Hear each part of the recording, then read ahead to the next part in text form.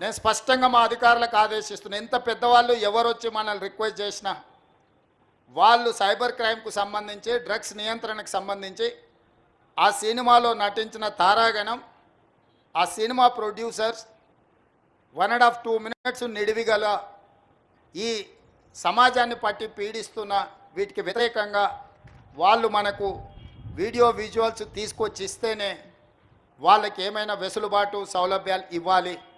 ఎందుకంటే సమాజం నుంచి ఎంతో వాళ్ళు తీసుకుంటున్నారు, సమాజానికి వాళ్ళు కొంతైనా ఇవ్వాలి, అది వాళ్ళ బాధ్యత.